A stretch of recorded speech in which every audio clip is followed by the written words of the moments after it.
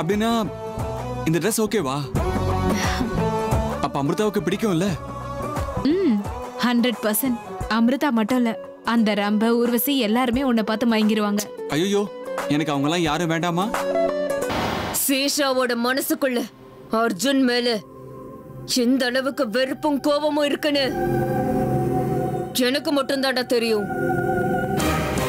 அர்ஜுனை எந்த நிமிஷத்துல வேணும்னாலும் பலி வாங்கறதுக்காக சேஷா தயாரா காத்துக்கிட்டு இருக்கா. நீங்க எனக்கு எதுவுமே பேசாம நிக்கிறீங்கன்னா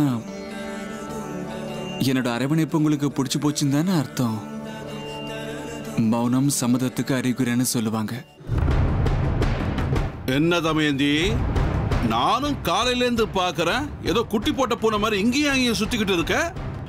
ஏற்பாடெல்லாம் பலமா தெரியுற, எல்லாத்துக்கும் தயாரா தான் இருக்க போல இருக்கு.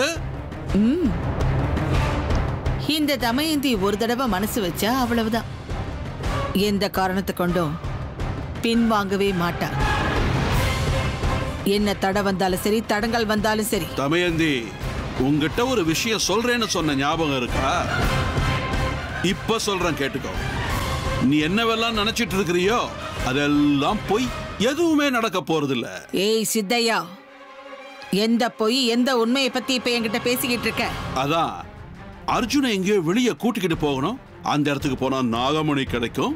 அந்த நாகமணி அர்ஜுன் காப்பாத்துவான்னு நினைச்சிட்டு இருக்க இல்ல, எல்லாம் பொய்.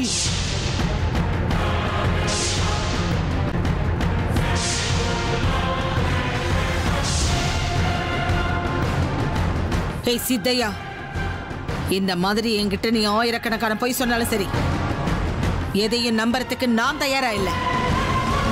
இங்க பாரு, என் கவனத்தை திசை திருப்பணும்னு நினைக்காத. மரியாதை இங்கிருந்து போயிடு. கவனத்தை திசை திருப்பிக்கிறது நீதான் தமயந்தி. நாகமணி வேற எங்கேயோ எல்லாம் இல்ல, இதே ஊர்ல தான் இருக்கு. இத்தனை நாளா அது உன் கண்ணு முன்னாடி தான் இருந்துச்சு. ஆனா இப்ப இல்ல.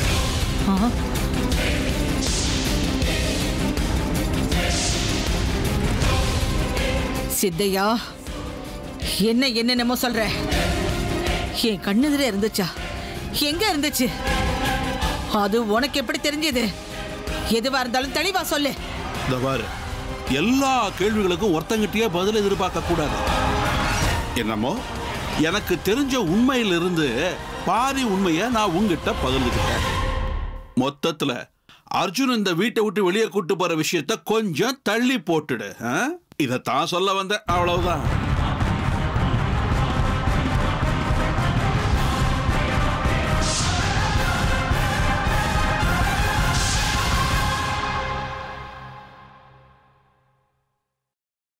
எங்க போச்சு நாகராணி உன் தைரியம், சக்தி, பராக்கிரமம் எல்லாம்? இப்பவாது புரிஞ்சுதா இந்த ருத்ரா யாரு, எப்பேற்பட்டவண்ண?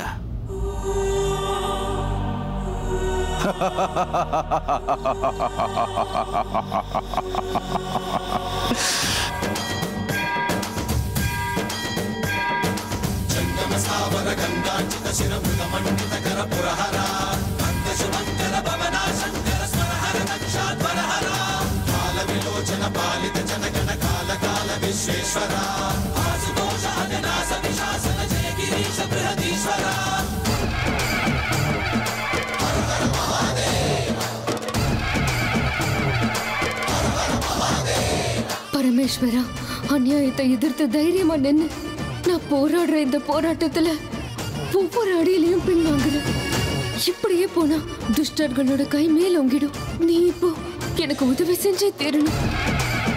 நாகமணி அடையிற இந்த போராட்டத்துல நீ எனக்கு துணையா நிக்கணும்.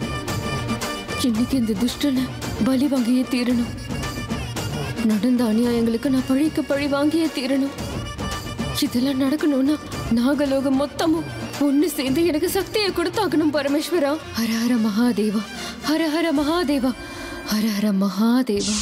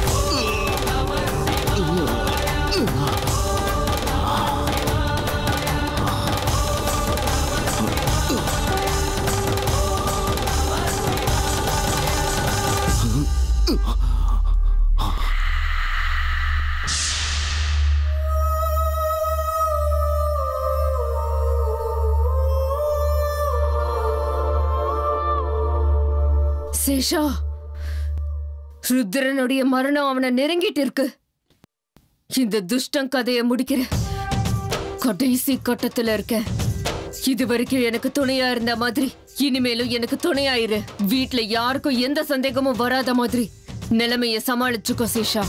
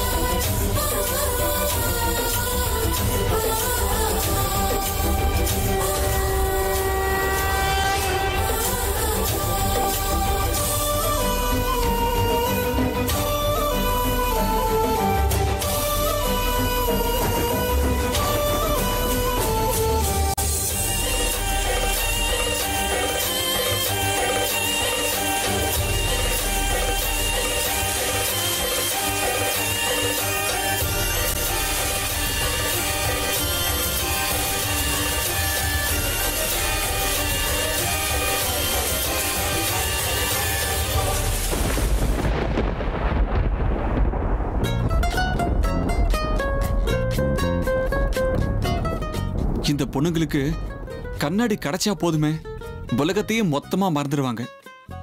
உள்ள போய் எவ்வளவு நேரம் ஆச்சு? இவங்க என்ன பர்த்டே பார்ட்டிக்கு ரெடி ஆகுறாங்களா இல்லைன்னா மிஸ் வேர்ல்டு காம்படிஷனுக்கு ரெடி ஆகுறாங்களா? நானே உள்ள போய் பாத்துருவா.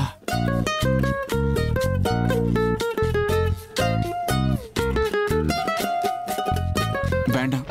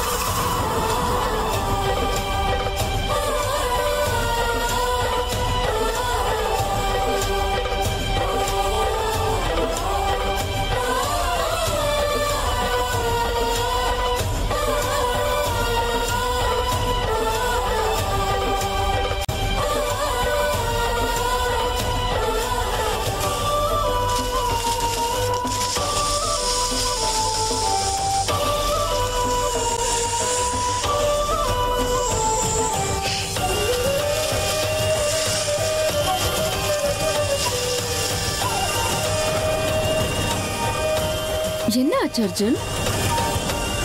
இவ்வளோ நேரம் இது பொண்ணுங்க கண்ணாடின்னு புலம்பிக்கிட்டே இருந்தீங்க. இப்போ என்ன வார்த்தையே வர மாட்டேங்குது? இல்லைங்க அமிர்தா, அது நீங்க வெளியே வர இவ்வளவு நேரம் ஆச்சுல்ல, அதான். நீங்க எதுவும் சொல்ல வேண்டாம், எனக்கு தெரியும். ரெடி ஆயிட்டு வரதுக்கு ஏன் இவ்வளவு நேரம் எடுத்துக்கிறான் தானே யோசிச்சீங்க.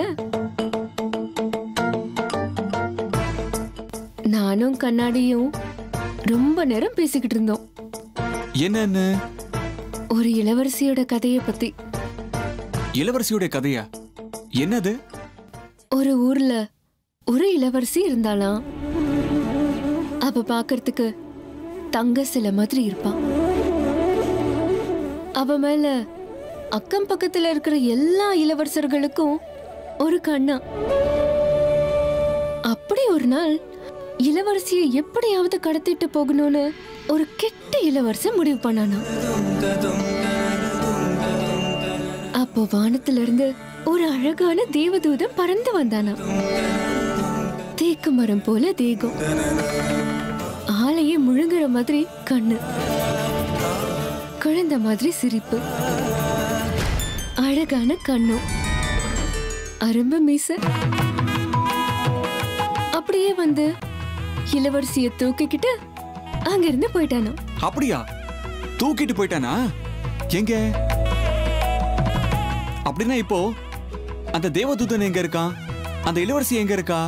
இங்கதான் என் கண்ணு முன்னாடிதான் அந்த தேவதூதன் நின்னுகிட்டு இருக்கான். அந்த இளவரசி நான் தான். என்னை காப்பாத்துறதுக்காகவே அந்த கடவுள் அனுப்பின தேவதூதன் நீங்க தான்.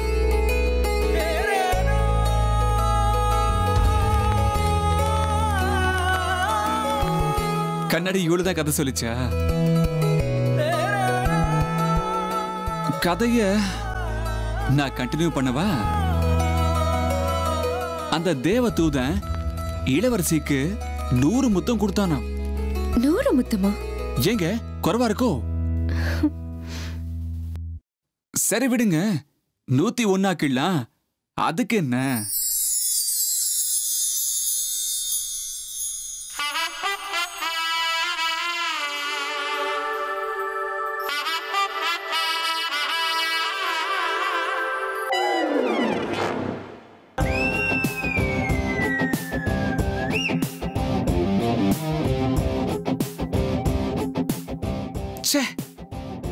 இதெல்லாம் கனவா? இவங்க இன்னும் வெளியில வரலையா? ச்சே, டி அர்ஜுன், வாழ்க்கை பூரா கனவு கண்டு சாக போறடா. எங்க அமிர்தா, சீக்கிரம் வாங்கலேன். இந்த அர்ஜுனோட கனவை நினைவாக்குங்களேன்.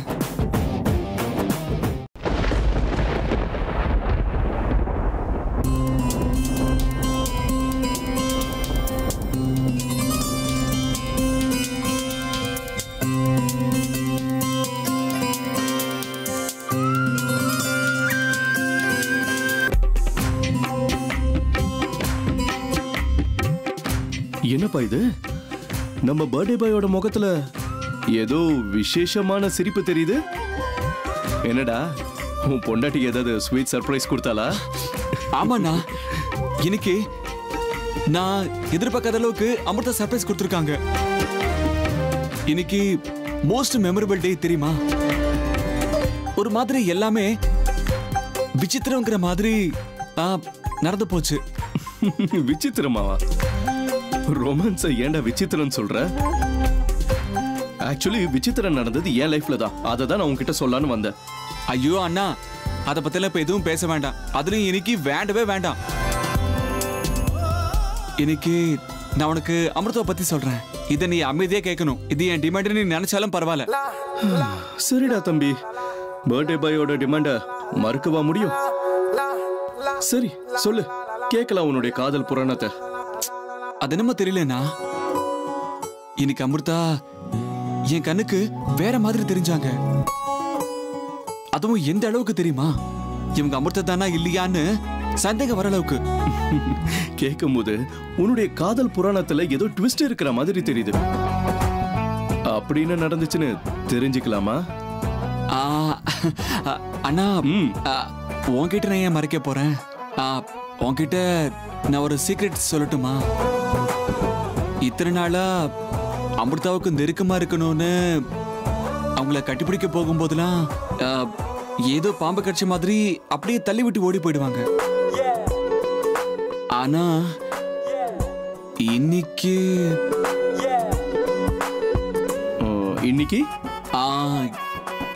இன்னைக்கு அவங்க மௌனமா இருந்து சம்மதத்தை கொடுத்துட்டாங்க. ஓஹோ, பரவாயில்லையே. அடா போனா, உனக்கு வேணும்னா இதெல்லாம் ஸ்பெஷலா தெரியாம இருக்கலாம். ஆனா என்ன பொறுத்த வரைக்கும் இப்போ என்னால நம்பவே முடியல. அவங்க கண்ணில் இருந்த அந்த சம்மதம், அவங்க முகத்துல இருந்த ஸ்மைல், ஒரு மாதிரி புது அமிர்தாவை பார்த்த உணர்வு ஏற்பட்டுச்சு. இல்லனா இதெல்லாம் பிரமையா? இல்லனா கல்யாண புதுசுல உனக்கும் இப்படி எல்லாம் நடந்துச்சா? கல்யாணம் ஆன புதுசுல எல்லாருக்குமே இப்படி ஸ்டார்டிங் ட்ரபிள் வரும்டா.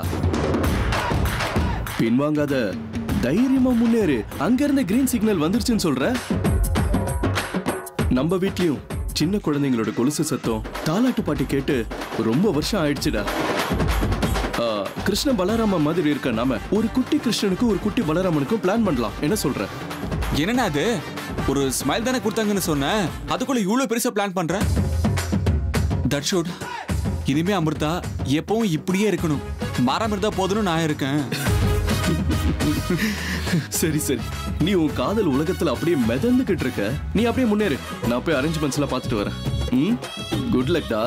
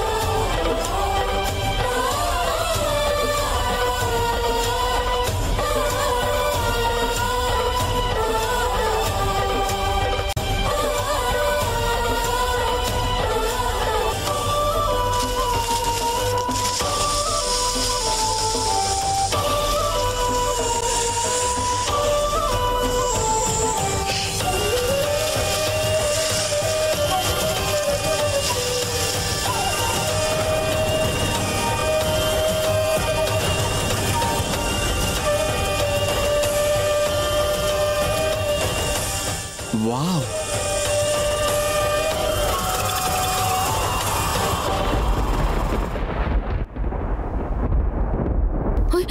என்ன அர்ஜுன், என்ன ஆச்சு? ஜாக்கிரதை. எப்படிங்க நல்ல ஜாக்கிரதையா இருக்க முடியும்? ஒரு நிமிஷம். தேவலோகத்துல இருக்கிற ரம்பா, உர்வசி, மேனகா இவங்க எல்லாரையும் ஓரம் கட்டுற அளவுக்கு அழகா இருக்கிற உங்க உருவத்தை பார்த்து தலை ஒரு மாதிரி சுத்துதுங்க. அவ்வளவு தூரம் நின்னா எப்படி? மறுபடியும் தலை சுத்தி விழுந்தா யார் பிடிச்சுக்கிறது? என்ன சொன்னீங்க? இல்ல, தலை சுத்தி விழுந்தா பிடிச்சுக்கிறதுக்கு பக்கத்துல இருக்கணும்ல.